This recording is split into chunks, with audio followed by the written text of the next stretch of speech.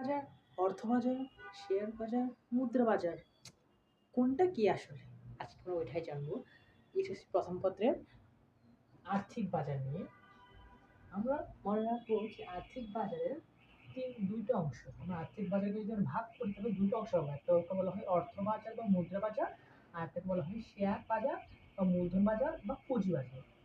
নাম শুনে বোঝা যাচ্ছে যে অর্থ বাজার বা মুদ্রা বাজার সাধারণত স্বল্প মেয়াদী সিকিউরিটিজ ক্রয় বিক্রি করা হয় যেগুলোর মেয়াদকাল 1 বছরের কম। ঠিক আছে? আর আর্থিক বাজার, অর্থ বাজারের প্রধান নিয়ন্ত্রক হচ্ছে কেন্দ্রীয় ব্যাংক, আর আর্থিক বাজার হচ্ছে সাধারণত 1 বছরের বেশি এবং 5 বছরের কম সিকিউরিটিজ ক্রয় বিক্রয় করা হয় এবং এটা নিয়ন্ত্রক হচ্ছে বিসেক বা বাংলাদেশ সিকিউরিটিজ এক্সচেঞ্জ কমিশন। আর্থিক বাজার বা অর্থ বাজার, মুদ্রা বাজারের হাতিয়ার বা উপাদানগুলো কি কি? মানে এখানে কি কি ক্রয় বিক্রয় করা হয় সেগুলি হচ্ছে ট্রেজারি বিল, যেটা হচ্ছে প্রধান। ট্রেজারি বিল আমরা সবাই জানি যে এটা সরকার কর্তৃক ইস্যু করা হয়।